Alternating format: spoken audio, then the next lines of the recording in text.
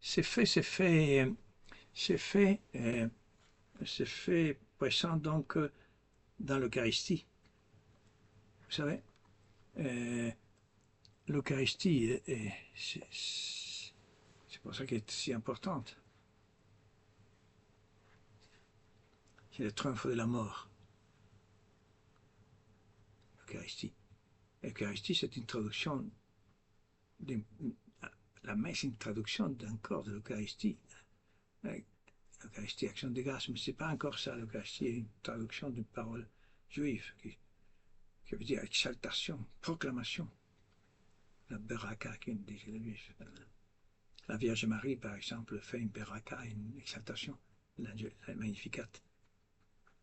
Alors, c'est fait présent aujourd'hui, le triomphe sur la mort. C'est pour ça que nous ne craignons pas la mort. La mort, comme je vous disais l'autre fois, ontologique, la mort de l'autre, la mort de l'être, quand l'autre m'agresse, ou sa présence même, qui me gêne. Quelqu'un disait, mais pourquoi l'autre me gêne? Pourquoi l'autre me moleste? Pourquoi? J'ai posé la question à un de mes petits-enfants. Se dispute toujours avec son frère, un garçon qui est le plus grand, qui est jaloux des plus petits. C'est toujours comme ça. Hein? Non, je ne suis pas jaloux. Il dit oui. C'est difficile à reconnaître qu'on est jaloux, je pense. Et c'est un des fautes, un des péchés les plus difficiles à connaître, à reconnaître. Alors je lui dis, mon petit, regarde, pourquoi, pourquoi ton frère te moleste? Pourquoi ça te dérange? Qu'est-ce qu'en lui te fait souffrir? Regarde. Pose-toi la question parce que moi je voudrais lui dire pourquoi, je dis la jalousie, mais il ne comprend pas. Et moi non plus, hein, donc je l'envoie à lui-même. Je l'envoie à lui-même euh, à Christ. Je vous dis, c'est chose que j'ai dit aux musulmans toujours. Je répète encore, mais bon, si vous voulez, peut-être quelqu'un n'a pas écouté ça, ou en fait on écoute très peu, donc on peut répéter 1000 fois la même chose. Comme un homme, je me souviens, que j'ai connu il y a longtemps, un homme magnifique, une famille très bien, mais je ne comprenais rien, j'avais 25 ans, hein. Une famille qui était 25 ans mariée justement, avec des enfants, très beaux enfants, une famille dans un pays d'Amérique latine très, très aisé, très bien. Et alors, c'était la première fois que je voyais, oui, on peut dire, une famille harmonieuse. J'étais très frappé de ça. Très harmonieuse, il n'avait pas de disputes, non, je ne me souviens pas. Oui, il avait une jalousie entre des filles, une qui était plus jolie que l'autre, apparemment. La plus jeune qui se mariait, tiens, il s'est marié avec la plus grande, c'est très souvent ça. Hein. Même si voilà, c'est pas qu'il est plus joli ou plus jeune n'a pas des rapports, mais euh, très souvent la plus jeune se marie avec la plus grande. Parce que peut-être elle est plus libre. La plus grande est jalouse de la plus jeune. Bon, et là, cet homme, cette femme et cet homme avaient la faculté de tout oublier. Oublier tout. La voiture, hein, quand il allait au cinéma ou au travail, voilà. Il ne savait pas où il la laisser. Je me souviens de sa tasse de café, par exemple. Il sortait toujours, il avait tasse de café partout dans les jardins, il courait toujours au bus. Parce qu'il avait un bus à son travail, une fois il donnait son tasse de café à la place de l'argent au chauffeur, bon, etc. Des histoires incroyables qu'il avait. Et, et un jour, dans un cocktail mondain, un peu mondain, oui, mondain, euh, Florence, elle s'appelait Florence, lui, il était ensemble comme ça, et on servait un peu de Coca-Cola avec, je sais pas, avec du rhum, je pense, Coca-Cola libre, ou Coca, je ne sais rien. Mais en tout cas, il avait Coca-Cola dans la boisson. Et alors, devant tout le monde, un petit cercle dit, Florence, veux-tu un peu de Coca-Cola? Alors, cette femme a explosé. Bizarre, hein, c'est une chose idiote. Euh, mais il dit, mais alors que oui, voilà, ça me revient. Et alors que, mais depuis 25 ans, je te dis que j'aime pas les Coca-Cola. Très sérieusement. Une autre fois, il était au bord de la mer, au bord d'un lac, et elle faisait des signes. Il était au milieu de ses amis, et lui disait bravo, bravo, mais il était en train de se noyer. Alors elle lui dit, mais tu crois que je vais faire des petits signes pour dire, pour que tu me regardes?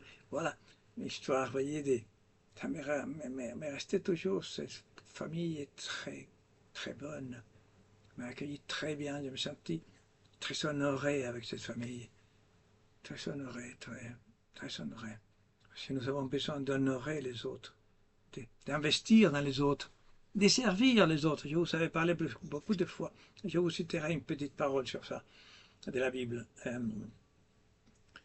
D'honorer le Christ dit, je ne suis pas venu pour te servir, sinon pour servir.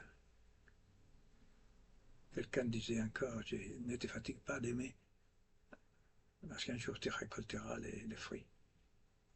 Oui, pendant des années, on aime, on peut aimer. Quelqu'un peut, sans que l'autre aime. Elle dit, je suis fatigué. Non, non, ne te fatigue pas. Un jour, tu récolteras comme Sainte Thérèse. Vous vous souvenez, il me semble vous avoir raconté, Sainte Thérèse de Lisieux, quand elle est morte, et une sœur, elle pensait qu'elle était la grande amie d'elle.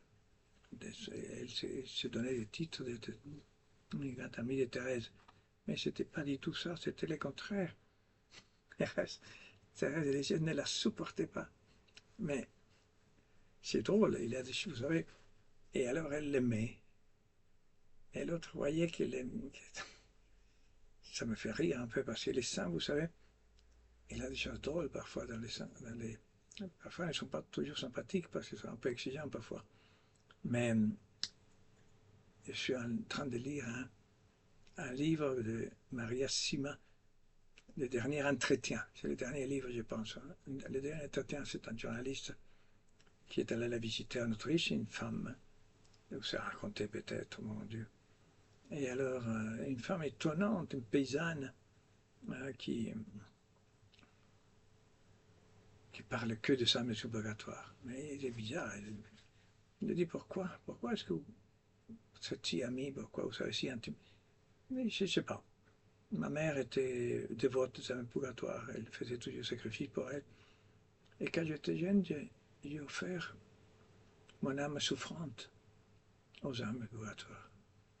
Je ne sais pas qu'il a offert, il a offert son âme. J'aime beaucoup cette expression, mon âme souffrante. C'est comme ça que nous pourrions avoir, que nous avons, et que nous ne voulons pas voir notre âme souffrante. L'âme, les modes d'être de l'homme, je vous avais dit. L'âme, ce n'est pas quelque chose, je répète la même chose, petit nuage qu'on a dans le cœur quand on meurt. Je vous parlerai de ça. Je parle de la mort, je vais revenir à la mort. Alors, c'était drôle parce qu'il dit des choses. La première fois, elle avait 25 ans, il apparaît une personne qui se promène dans la pièce. Elle se réveille, il dit, mais qu'est-ce que tu fais là? Qu'est-ce que vous faites là? Je ne viens pas très bien, elle n'a pas de réponse. Elle disparaît. Et elle se couche, tranquillement. Elle se réveille à nouveau. Raoul réveille une personne dans sa chambre. Mais bon, écoutez-moi, en plus une femme. Ben, elle dit, quelqu'un, vous n'avez pas peur? Non, non, non. Quand elle était petite, à 8 ans, quand il avait des bruits dehors, elle disait, maman, donne-moi la lanterne, je vais voir qu'il y a quelqu'un. Sa mère disait qu'il n'était pas normal parce qu'il n'avait pas peur. Et bon, l'ange purgatoire lui apparaissait parce qu'il n'avait pas peur. Vous voyez, hein? C'est incroyable, vous pouvez le lire.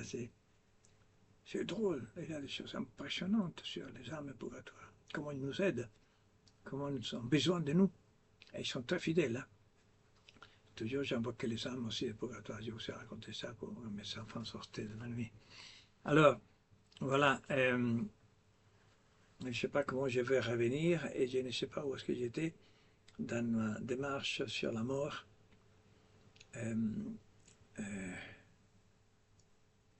Oui, je vous raconte la mort. Hein. Voilà, ça va me rester 4 minutes, donc je peux pas, je continuerai dans l'autre session, dans l'autre, je sais pas comment ça s'appelle, l'autre intermède.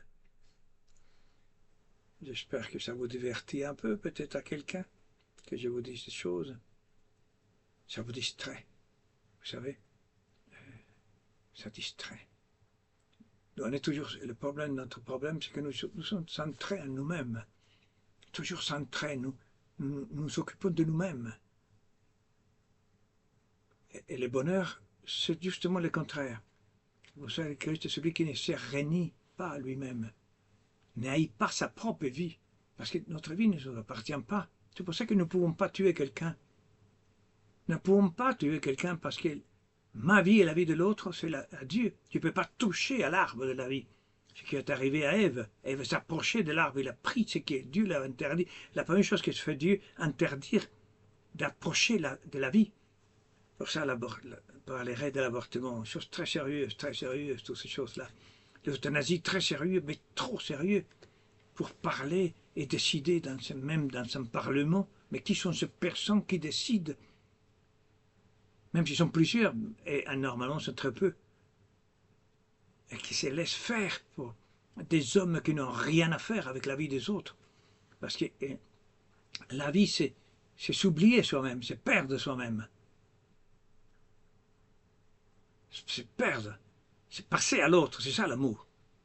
Le problème que dans les relations aujourd'hui, les jeunes, les moins jeunes, on cherche, la première chose qu'on cherche, je me cherche. C'est difficile, c'est pas évident de comprendre des histoires que je me cherche. C'est pas évident.